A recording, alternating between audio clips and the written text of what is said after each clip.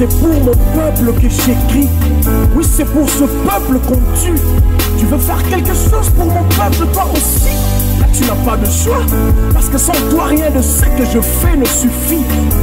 Oui, c'est pour ce peuple qui prie, pour ce peuple je m'écris.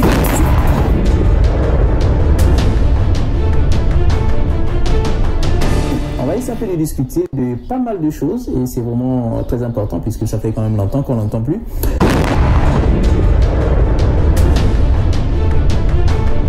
Depuis l'arrivée du coronavirus, ici en Amérique du Nord, bon, les choses se sont...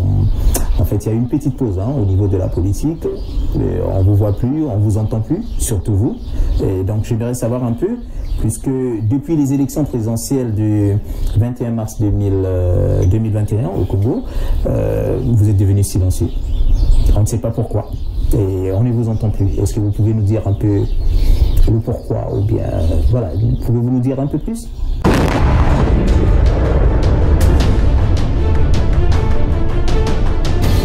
Pourquoi M. Samba a le balisouté?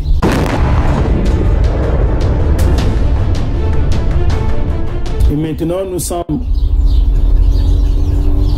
contents que dans le pôle Mindo qui a le société, conflit est à la société, raison pour laquelle M. Odjilan a dit que Sosten Samba n'a pas Covid-19 oyo a le bané le société.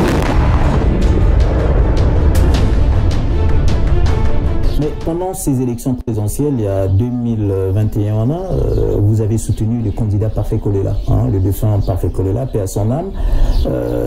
Ben, certaines personnes de la diaspora disent qu'il a été empoisonné, qu'il a été écarté par le pouvoir en place pour ne pas prendre le pouvoir.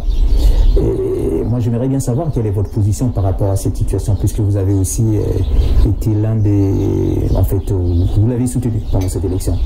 Est-ce que la version de l'empoisonnement par le pouvoir en place, c'est ce que vous partagez comme version, ou bien vous avez une autre version des faits?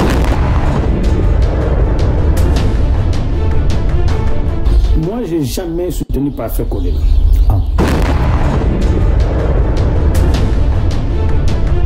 Mais en aucun moment, j'ai eu des accords avec Guy Brice Parfait Kolela. Je ne l'ai jamais soutenu. Aucun accord écrit?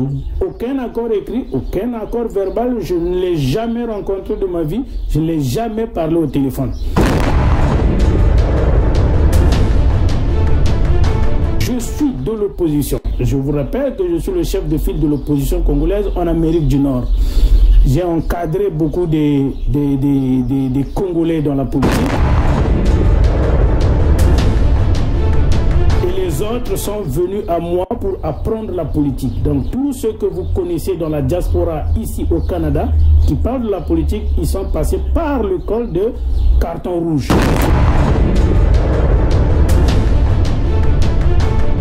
Il y a un groupe d'individus ethno-tribal que nous ont rejoints. Mbiki de Nani Telamium avait dit ici, paix à son âme, Sosten, le Kolangana Keboy, Bakoluko Mindon. Que les gens disent qu'il a été empoisonné, libre à eux. Je n'ai pas des informations là-dessus. Est-ce que vous avez des preuves sur la version du coronavirus, des preuves médicales? C'est officiel. Quand je vois la diaspora, certains membres de la diaspora, parce que ce n'est pas tout le monde, qui disent qu'il a été empoisonné sans preuve, je trouve ça ridicule.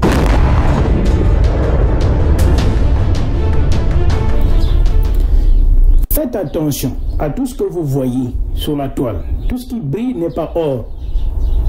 Cette diaspora de Paris, certains membres, qui n'apportent absolument rien au pays et qui n'apportent absolument rien dans le pays où ils se trouvent.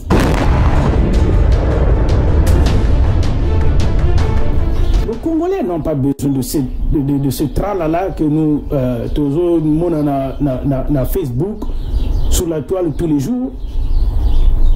Des vidéos en répétition matin, midi, soir, on dirait que le salati. Donc, les médiocres parmi nous, ceux-là, Bazoko Tindabango, qui se lance encore contre les vrais opposants de la diaspora que nous sommes. Est-ce que vous n'êtes pas en train de scier un peu le banc sur lequel vous-même vous êtes assis parce que vous attaquez aux autres membres de l'opposition, ceux avec qui vous étiez ensemble et que certainement de façon indirecte ou directe, vous continuez toujours à combattre le pouvoir en place, politiquement parlant, bien sûr. On prend les médias pour aller casser l'ambassade du Congo. Ils oublient que c'est la représentation de leur pays à l'étranger.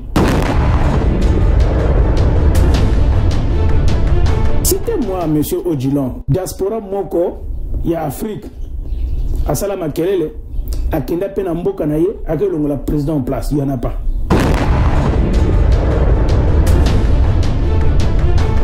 Est-ce que Malobana ils attendent yomoko buzobeta ndo kito lisasi na mitu na bino moko parce que bato pouvoir na mboka tanga bakoyo kamo bakoloba mais voilà eux là-bas ils sont déjà divisés mais comment voulez-vous que les gens qui sont divisés viennent prendre le pouvoir ou bien qu'on fasse des concessions à ces gens qui n'arrivent pas déjà à s'entendre entre eux? Le Canada vient de faire recours à la planche à billets. Il a frappé 400 milliards de dollars pour faire face à la crise. Non. Les États-Unis, pareil. C'est des mesures d'urgence. La Grèce est en récession. Oui. Donc le Congo ne peut pas faire exception.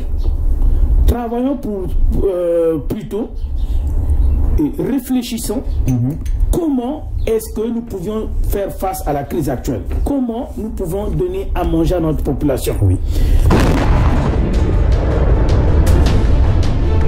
Ça ne veut pas dire que quand tu es à l'opposition, tu ne peux pas donner des idées pour que le pays aille en avant. Est-ce que c'est une main tendue à Denis Christel Sassou que vous êtes en train de faire?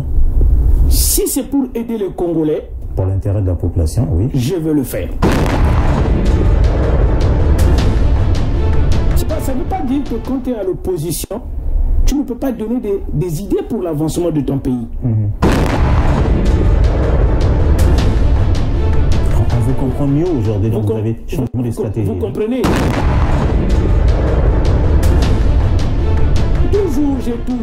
J'ai toujours, M. Odilon, prôné l'économie.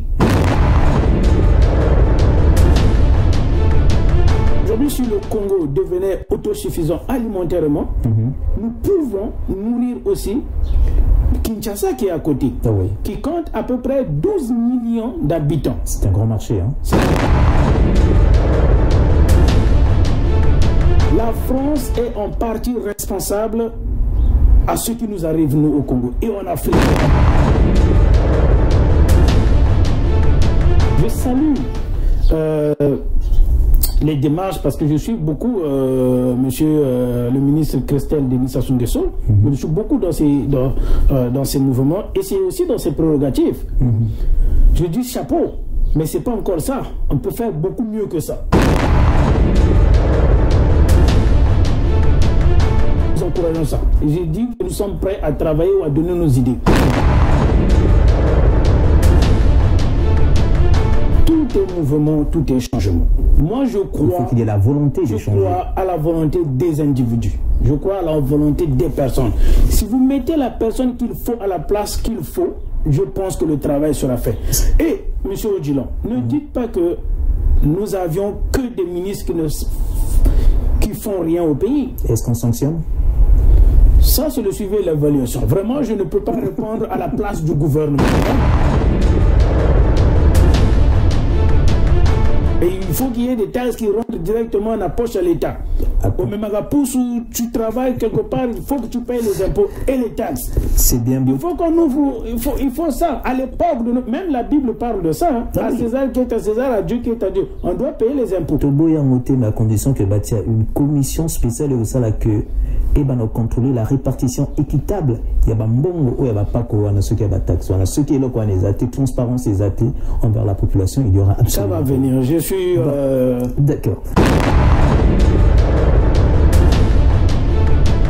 Maintenant, vous avez critiqué l'opposition, la diaspora, vous avez critiqué vos amis opposants de la diaspora, mais quand on parle même des opposants de la diaspora, ou lorsqu'on parle de la diaspora, je crois bien qu'on doit faire la différence entre la diaspora qui ne fait pas la politique et la diaspora de ceux qui font le bruit pour la politique.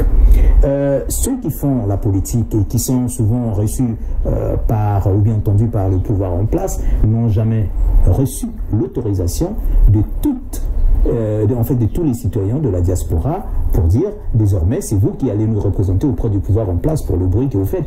Personne ne vous a élu, personne ne vous a...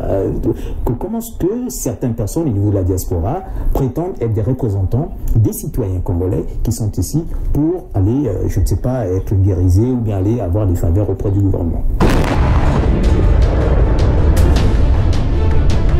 Dans le passé, je me rappelle bien, c'était avant l'arrivée du coronavirus, vous avez fait une demande d'audience à l'ambassade du Congo, à Ottawa, je pense, pour rencontrer le président de la République, pour discuter certainement économie et autres. Mais jusqu'à aujourd'hui, il n'y a aucune réponse à ce que je sache. Moi, j'aimerais bien savoir, est-ce que vous avez la suite? Est-ce que vous pouvez dire à la population congolaise, aux citoyens congolais qui vous écoutent, où est-ce que vous en êtes avec cette situation-là?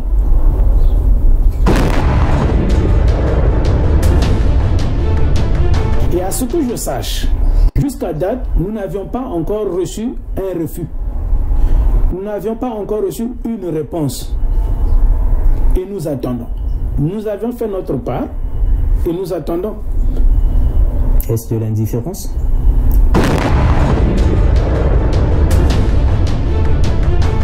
Une dernière question concernant vos amis opposants, ceux qui ont créé l'Union, en fait l'État du Sud Congo. En fait, c'est un projet pour la création de l'Union Sud Congo. Je fais la différence entre le Sud Congo et le Sud Congo. Ce sera un État fédéral, spécialement pour les États du Sud Congo. Moi, j'aimerais bien savoir, puisque vous étiez avec eux, vous étiez aussi opposants, vous avez milité ensemble. Quel est votre avis? Parce qu'on ne vous entend pas parler sur ce projet-là. Il y a des gens qui ont signé des pétitions, ils continuent à signer la pétition, compte tenu de certaines contradictions entre le pouvoir en place, la conservation du pouvoir, la non-répartition équitable des pouvoirs auprès de toute la population et tout. Certaines qui se sentent complètement lésées par le pouvoir en place et certains ont décidé donc de mettre en place ce genre de projet. Mais moi, je ne sais pas, je vous ai jamais entendu parler de ça. Quelle est votre idée? Qu'est-ce que vous en pensez pour ce projet-là?